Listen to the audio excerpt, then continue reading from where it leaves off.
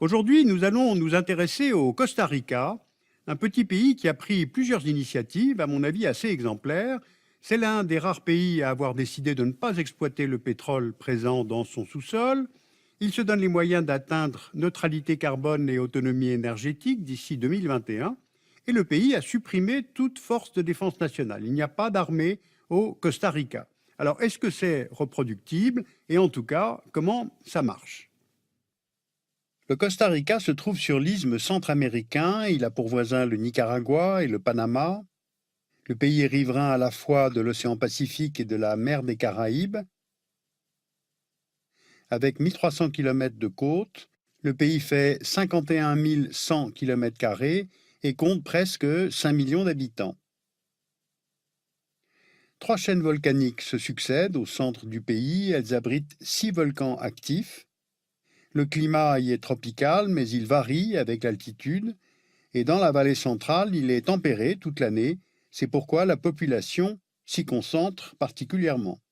Et dans cette zone, on trouve San José, la capitale, les villes d'Alajuela, Heredia et Cartago. Elles regroupent 53% de la population et c'est le cœur économique du pays. Donc justement, voyons comment fonctionne l'économie du Costa Rica. Elle est surtout tournée vers l'export.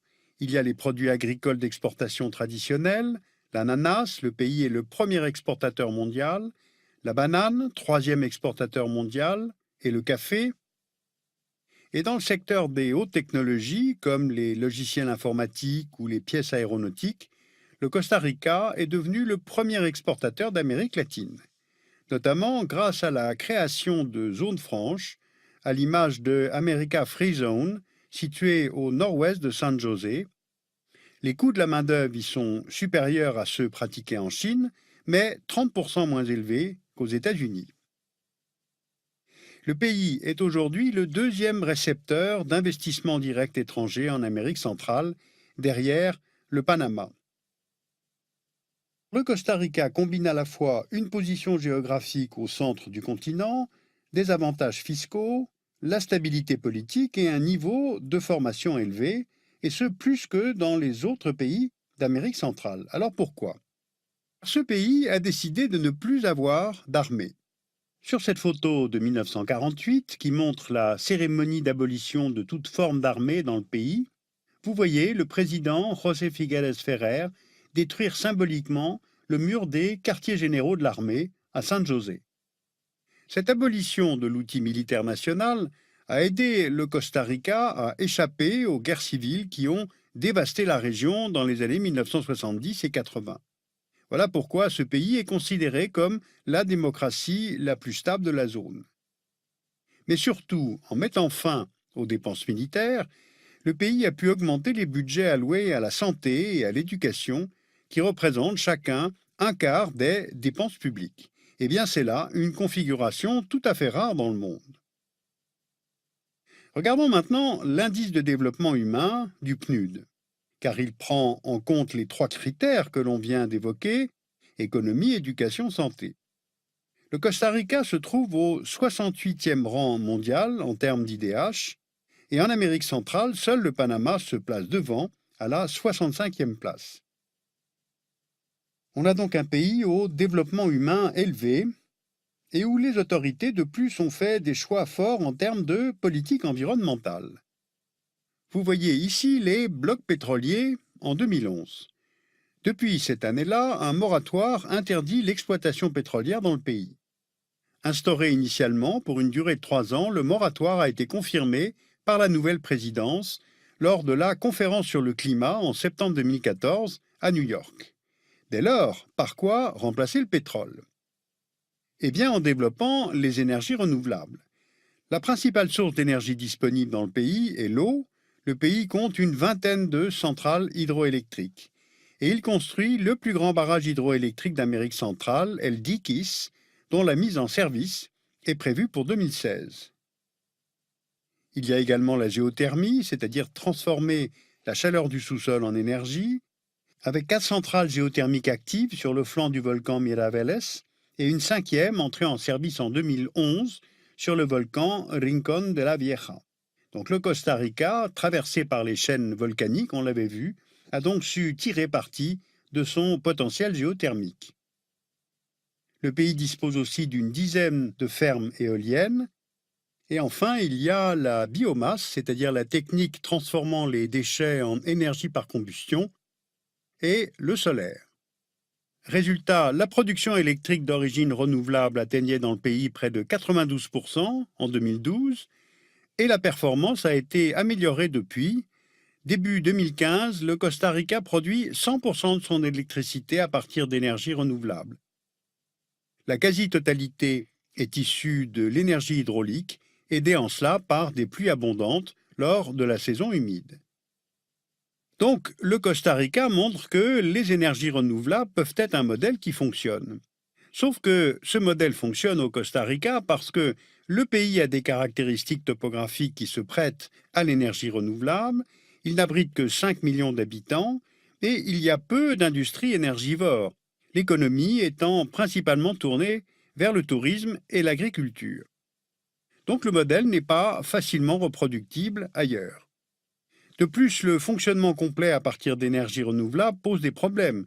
Une sécheresse pourrait perturber la capacité du pays à produire son électricité. Voilà pourquoi les autorités ont décidé d'aller plus loin. En 2014, elles ont approuvé un investissement pour développer des installations géothermiques près du volcan Rincón de la Vieja de près de 1 milliard de dollars.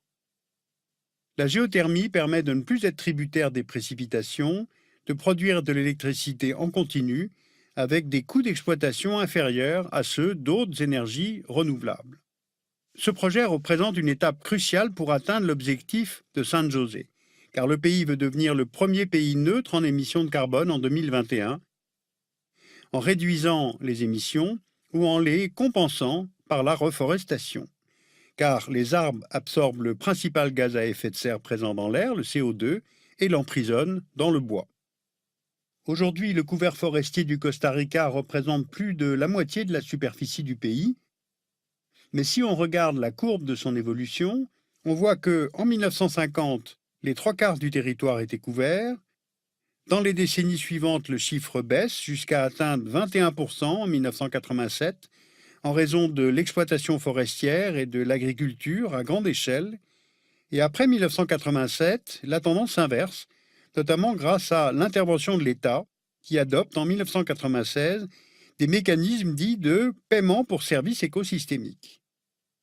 C'est-à-dire que les propriétaires terriens forestiers, s'ils appliquent des mesures de protection de leurs forêts, reçoivent des fonds venant du National Fund for Forestry Financing, le FONAFIFO.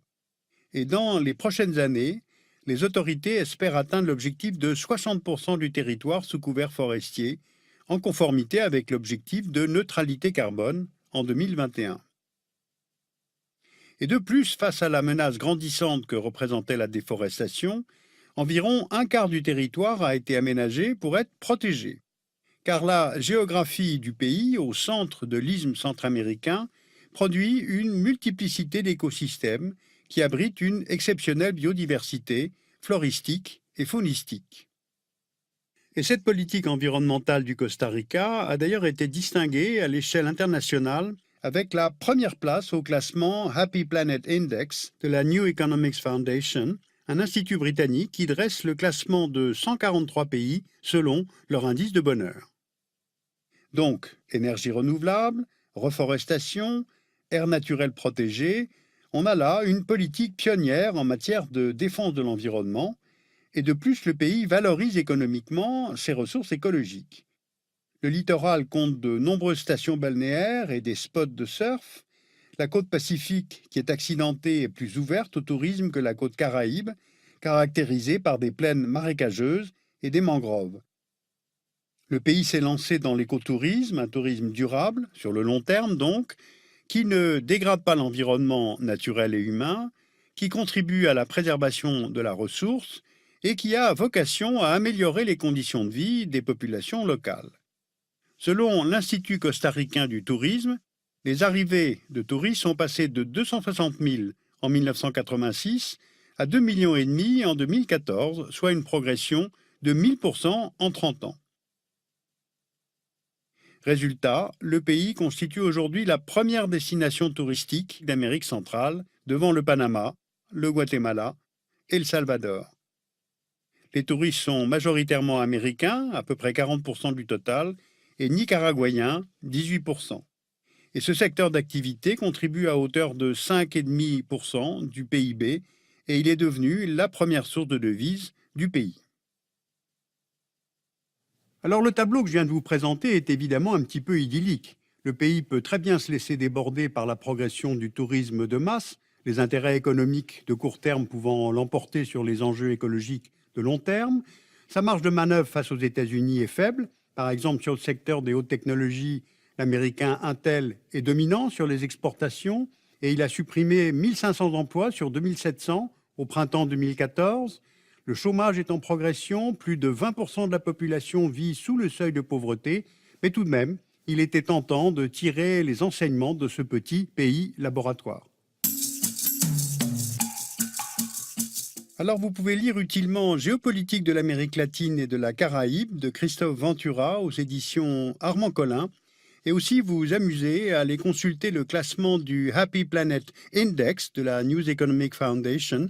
C'est très intéressant de voir comment l'indice du bonheur est calculé et je vous en donne l'adresse sur le site du dessous des cartes sur arte.tv.